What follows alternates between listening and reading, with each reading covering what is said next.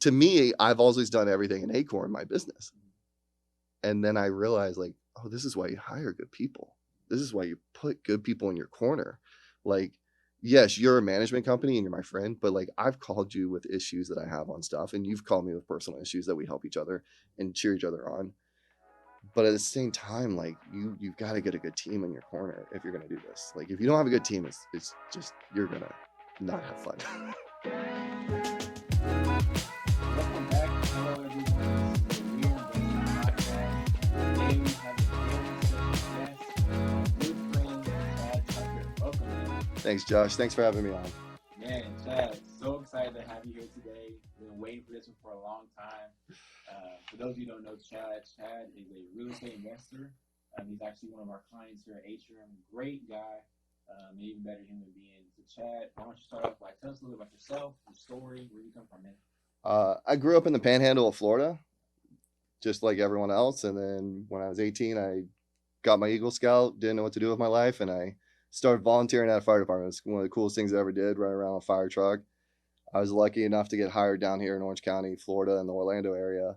And for the last 15, 16 years, like that's what I've done. And I've had a great career, but during that time, I've always wanted to do something else.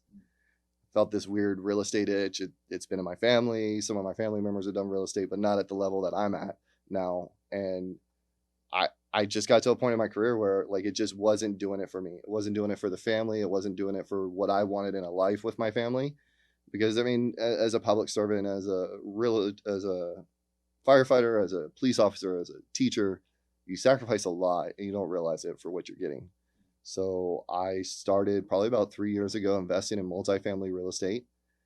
I chose multifamily because I've done a couple other stuff and it just didn't fit my personality, my culture, my values, who I am as a person, and just being around people that are good people. Not that there's bad people and other stuff. It's just, it wasn't the right fit for me.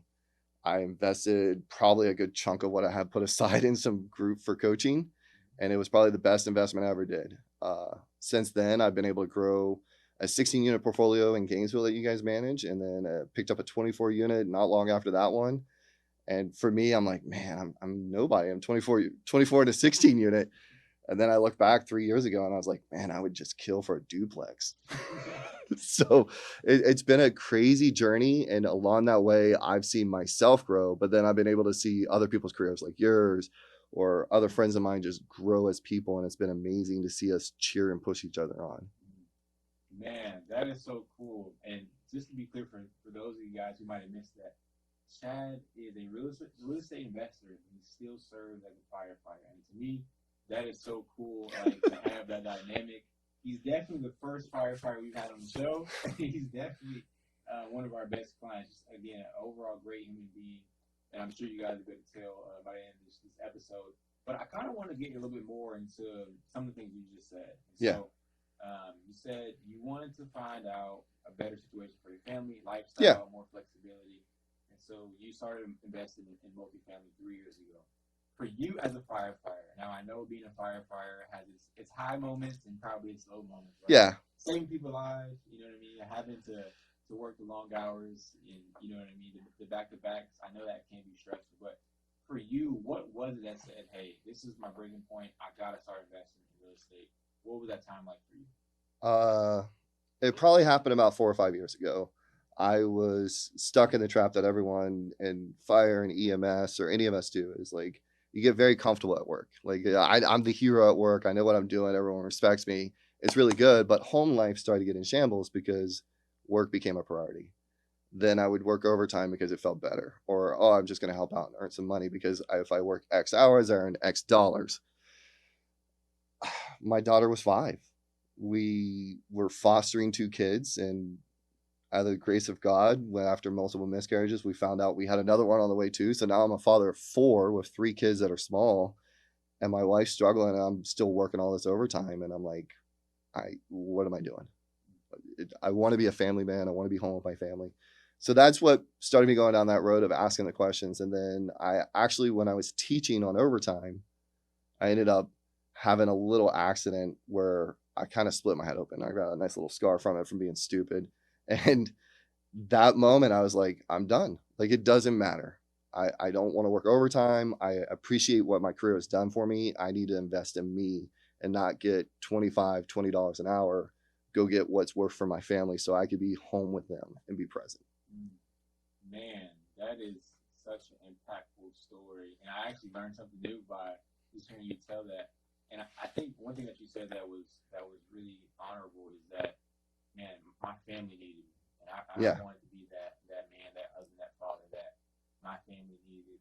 And to me, that's just a very honorable thing for you to even consider, man. That is really really cool. I mean, it's not all like, yes, I want to be there for my wife and my kids. I want to be that father that's present. My dad is a great man, but he worked a lot. And I saw myself getting into that trappings, and I did not want to go down that road. The real estate thing's always been something I wanted. It's something, oh, I'll do next year. I'll do next year. I'll do next year. And next year got busy, or I got another loan, or we got this, or I got to work this overtime. So it never came to where finally I just had to say, enough's enough. I got to do something today. And that's what happened. And then unfortunately, but fortunately, COVID happened. And that was like a defining moment in my career for me because I was already pulling back from overtime. I had turned down a promotion with the fire department because it wasn't right in my soul for my family and me. And COVID was like, okay, like I think I'm at a point in my career where I still enjoy it and I'm okay with that at the level I'm at, but I want more and it's okay. I mean, that's so good because it makes me think about how really the last 2 years have been new for everybody. Yeah. Right? Pre-COVID, post-COVID, most people's lives changed dramatically for better or for worse. And I think the individuals who, are built to win, are built to do great things, were able to leverage whatever COVID made it through at them to become successful on the other side of it. And so I really want you to give us and paint the picture for our viewers who are thinking about like, all right, I'm a firefighter, I'm making decent money, I Yeah. have kids at home, I'm trying to get into my first vehicle, I'm trying to get into the industry, I'm hungry as ever. I remember talking, I think I met you. You met me right when I purchased that or before I bought that property. Yeah, so that was probably end of 2020, beginning of 2021, I think, is when we first connected. Yeah. And I remember we would just talk all the time about deals, when we were talking about the market. And so I just knew the hunger was there, and I just knew you were going to do a deal. But give us more insight into that mindset. What were you feeling? What was that like analyzing deals, to go and be able to put in your first offer, to be able to get one, to close? Like, what was that process like for you? I think anyone that wants to get into real estate has to understand that like you have to change you in order to make it work. Like the deal's not going to fit 100% you. It might, but like for me, I look at a P&L and I mean like my property right now in Gainesville that you guys manage, it's over $8,000 a month loan. I don't make $8,000 a month. So when I'm signing on a loan with partners, asking them to put down $500,000 with me and put their trust in me, I was like, who would do this? Like, why would they do this? And then I thought to myself, can I pay $8,000 a month? I don't have $8,000 a month.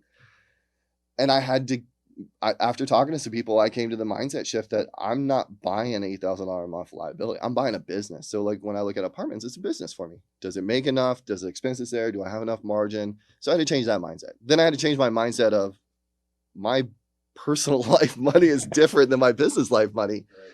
And then why would people invest in me like that? The imposter syndrome is huge. Like the gremlins, I still fight them now. And it's funny because like I understand I'm way further along than I was.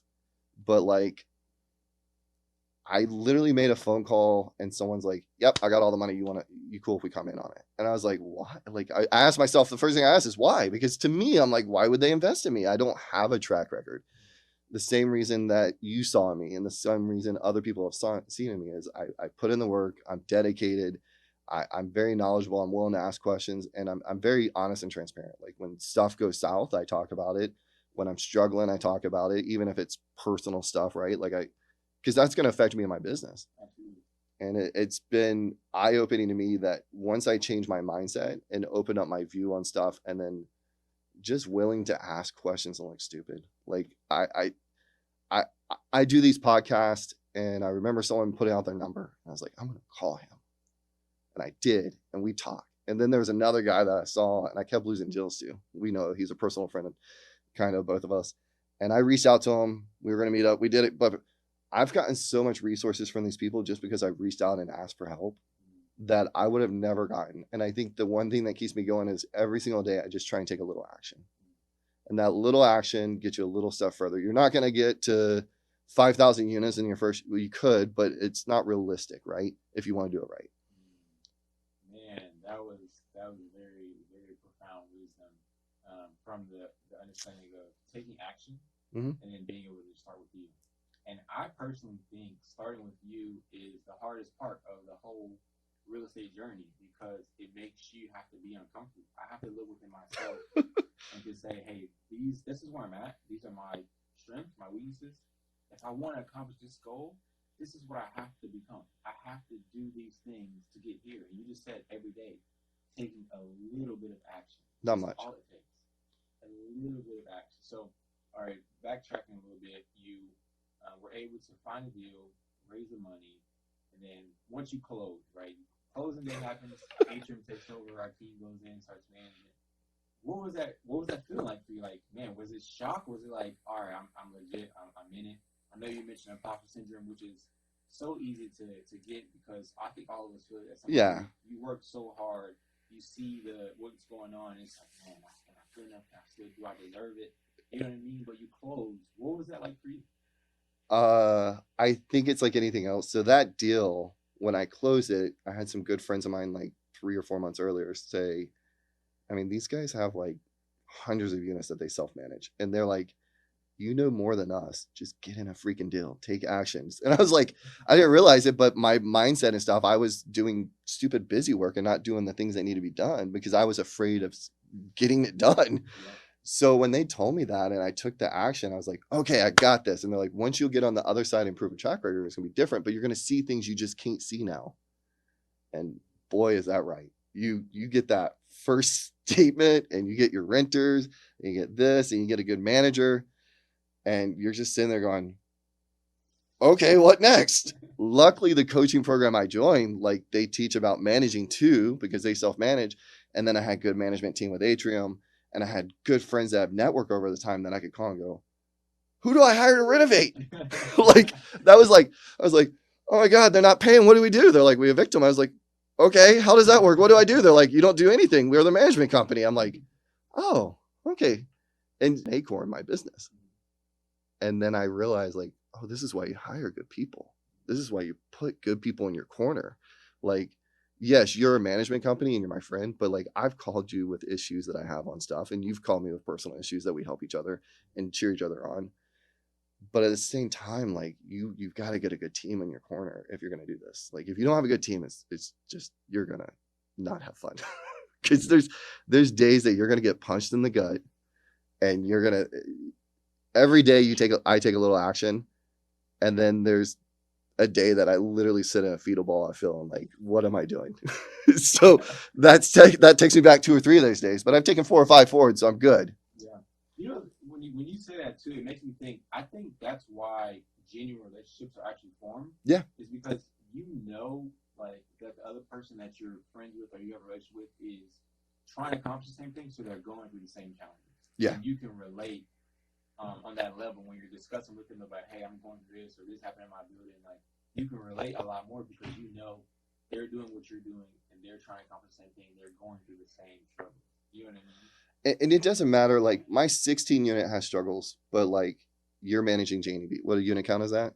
48. 48 units at Janie B. Then we got friends that have 80 units they manage or own, and a 16 unit has the same struggles as an 80 unit. Absolutely. It's just on a different scale and a different budget for mistakes, but it's there. Yeah. And honestly, as stupid as it sounds, like everyone's like, oh, it's easier to go bigger. And I mean, my 16 unit and my 24 unit, they have the same issues, but the 24 is a lot more rewarding when it goes right than the 16. So like, I get what they're saying. Yeah, absolutely. Okay. So to back on your story and your career, Yeah.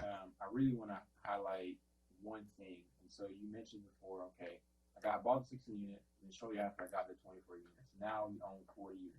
Well, it's like 6 months after, but it feels shortly after. But yeah, That's that's good timing. Yeah, I would say Yeah. that's pretty quick. That is great timing. So you have 40 units under your belt, right? Looking back 2-3 years ago, what would you say is the biggest difference in you as a person and how have you most evolved as a businessman? Ooh. So I think the biggest difference with me as a businessman is I've stepped into a different role. I was Chad Tucker, the lieutenant paramedic firefighter that was known as that and respected as that. When I stepped in the role as Chad Tucker, the real estate investor that rides on a fire truck every third day, then I started to change the mindset. So that's been the biggest thing for me, because why would people invest in with me as a firefighter? Well, they're not investing with me as a firefighter. They're investing with Acorn Capital, investing with my company and me as a person who's a real estate investor. That was a big shift for me. That allowed me to then open up more doors for myself. Just by saying that. Like I realized when I was at conferences and events, hey, I'm Chad, I'm a firefighter. Just by saying, hey, Chad, I'm a real estate investor that also gets to ride on a big red fire truck every third day, which is kind of cool too. Like, it changed my mindset, but it changed what they thought of me. And it allowed me to think different. And that's a really great point, I think, that you mentioned too, because a lot of people don't realize, or it's hard to come to terms with, that you're still a different person outside of your investments, right? Yeah. That is not your sole identity. And so I think it's cool that you can go to conferences and say, hey, I'm Chad, I'm a real estate investor, but I'm also, like you say, I ride a big red fire truck every other Thursday. It's a good sales pitch. I think that's cool. It's like, all right, he's an honest man, he works hard, he's a savvy investor, he knows what he's doing, he has 40 units. To me, that screams credibility. You know what I mean? That makes me feel like, all right, he's honest with me. He's not trying to be this person or have this persona or portray this image. Like, no, he's just being honest. Like, this is who he is. And to me, I think that is so awesome that you're still willing and humble enough to do that. You know what I mean? I got to where I have been because of where I've went, right? Like I wouldn't have changed being in the fire department that I'm still in. I wouldn't change some of the good and bad decisions that I've made over the years as a father and a husband and as a firefighter, because I wouldn't be able to reflect back now and go, okay, like when I journal, I'm like, what do I want to be? I want to be a good husband, a good father that's present in my family's life. I want to be a good steward to the money that I'm rewarded by God with. Like, and transparent, I've owned one of my deals almost 2 years and one of them a year. I've seen no money back. And we probably have $200,000 in the Gainesville deal between roofs and everything else. And we've taken $0 back. But I know I'm being a good steward. I know our residents are taken care of with good management. I know that they have a good place to live.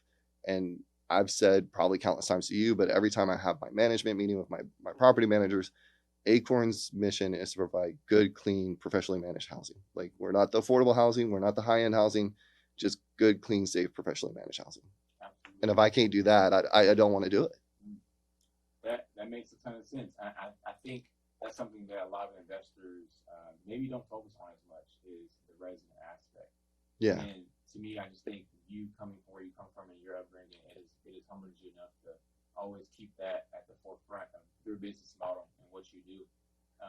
That brings up another thing that I was thinking about as part of your story in regards to you being able to close on these units and then seeing your transformation. What would you say has been your why through those hard days? Because you still have the perspective of, man, I want to make sure my residents are treated to the highest level possible, even though I haven't got any money back yet. And it's tough. I'm dealing with issue after issue after issue. What keeps you going? What is your why through that whole process? It's a big question. It really is. To be transparent, I've put 17 years into the fire service, and I've made a lot of personal sacrifices. And retirement wise, I have an investment account. It's very well off compared to a lot of people. But that investment account is not what I've built in 2 years in equity in my properties. So like, I can see the future. The cash flow that should be coming in the near future with the deals is enough that maybe I get to step away from my deal and my full-time job, or my wife gets to, and we get to spend that time with our kids. And I just look at, like, I'm creating something now with some sacrifices for long term. The why of why I do it, like, is still like a puzzling question. Like, it started out as I wanted to get out of my job. I wanted to make a lot of money, maybe fly in a private jet every now and again, because that'd be kind of cool to say I did, and go on vacations with my kids. That stuff doesn't matter as much. Like, I'm okay with an old truck. I'm okay with just being able to go to my kids' recitals. I'm okay making decent money. Uh, but I want to stick to my core values. Like I want to be a good steward of the money that God's rewarded me with and the responsibilities because it's just going to multiply. And if it doesn't, then that's on me because I'm not taking good care of it. But by partnering with the right people, me and you talked about one of my other partners, he didn't partner with the right people on a deal and now he's paying for it 3 years later. So like I'm very picky about who I partner with. I've told people no for their money in my deals, which scared the crap out of me because I didn't know where I was going to get the rest of the money. And luckily, like 6 hours later, we had another person that was a good fit for the team come in. And then I think people forget that when you get in deals, it's a marriage. And I don't want to hold these properties for 2 weeks. We're going to hold these things for years. And if we're not on the straightforward good foundation, it's hard.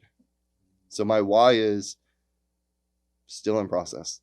But I know at the end of the day, I want to provide good, clean, safe, professionally managed housing. I want to be a present father, and I want to be able to do the same thing I've done in the fire service. When I leave the real estate world, as far as whenever that day comes, if I'm like 99 and I die, or I'm the old guy I bought my first property from that's going to go travel with his wife, I want people to go, he did it right. He was a good operator. Man, that is so awesome. That might be the best answer I've ever heard to a why. I bullshit. I BS'd it. Sorry. That might be the best one though. Like that, I feel like that was very real and just honest. You know what I mean? I think anyone that you talk to in any industry, like it doesn't even matter our industry, the why changes over the years, right? Like my why was to leave the fire department because COVID brought up a lot of mental struggles that I had already been struggling with through the fire department that I've sought help from. But I was like, I got to get out of here. Like I'm done today. And I couldn't run away because I had financial obligations as a husband, as a father, and I made an income with benefits that just can't get me replaced overnight. But I went down a path to do it. Now that why is not met, but it's changing because I've changed. Right. It's that's a good point too because I actually heard in a either a podcast or a book the other day that a lot of what motivates us is we have to be at a certain point where we're just not willing to take anymore. Yeah. Like it's the pain, it's the fear of staying where we're at, right? And I've talked to a ton of investors. We've had a lot of people on the show, and they mentioned, a family circumstance, a life circumstance, a work circumstance where it was like, man, I don't have any other choice. This has to work out. Yeah. And I feel like that's kind of what you're alluding to. You're at the fire station. Like, man, I've given it 17 years of grinding every day that I've come into this place. And it's like, man, something has to change. Yeah. And look, there's tons of guys, and I'm grateful for it. I make good salary. But it came to a point where I was like, I want more. I want more time freedom, not just money, right? Like I want more time freedom to be able to, every third day I know where I'm at. I literally got off this morning, 1:00 yesterday, I had a call with a legal team for a refi we're doing. 12:59, I get banged out to a structure fire. 1:03 when I'm supposed to be on this phone call, which I'm at my job, so rightfully so, I'm on the roof of a structure fire. So luckily I have a good legal team on my side that took care of it and the lenders, but that just goes back to having a good team. But like at the end of the day, I'll leave it and I'll go to the next challenge. And then probably in a couple of years, maybe I'll do some development like we were talking about earlier, or some other next challenge that's just going to have me grow. And I think that's the thing that I like most about this industry is it's opened me up to tons of opportunities, but I'm very focused on what I want right now. I want that CB asset that is just good blue collar middle class people that I can provide good, clean, safe, professionally managed housing to.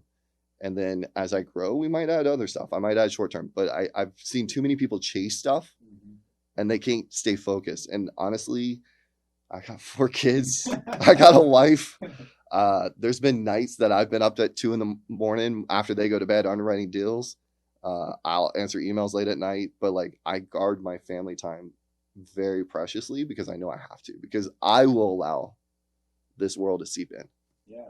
I think that's so, again, just really appreciate your honesty and transparency, because for those of you who really missed that, rewind that part. Like he's giving you the real deal of what it's like to be an investor, and not just investor, but pursue your dreams.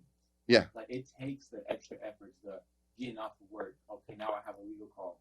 Now I gotta go and get on the fire truck because the building is burned. I have to go do these things. Like, man, when you're chasing your dreams and you're trying to be great and you're pursuing your passion, it takes those inconveniences. You have to just be comfortable being inconvenienced. I think the thing too is like when you know your why, like you ask that on all your podcasts, but like I think you need to sit down as a person when you do anything and you need to know your why and your values. And I'm not saying for your business, but for you as a person, right? Uh, a mutual friend of mine, he doesn't do stuff in the evenings because he eats dinner with his family. That's the whole reason he went down this road. He was tired of not being home with his kids. And I take that to heart, like literally probably 3, 4 o'clock every day, my clock stops. And I go pick up my kids or they come home with my wife from school. And until about 7:30, 8 o'clock when they go to bed, I try and be as present as possible. Like, yes, there's things that sneak in. There's incidents that happen with my property, or I have to make this call, but they are very, very guarded and very, very narrow. And it's not because of the outside world, it's because of me. I want to grow, I want to seed, I want to rock. I'm a type A personality, but you're going to allow that stuff to come in and you're going to lose the stuff that you're doing it for. And what's the point? That's so true. And you're making me think about just in general why we do anything that we do as far as real estate and just our dreams and our passions in general. And it's one for the people that we have that we're responsible for. Yeah. Like we all have responsibilities in life in general, family, friends, connections, loved ones that require us to make these sacrifices. And it makes it easier to want to do those things on a daily basis. We're Invested Podcast is produced by Atrium Management Company. Thanks for tuning in. And don't forget to like, follow, and subscribe.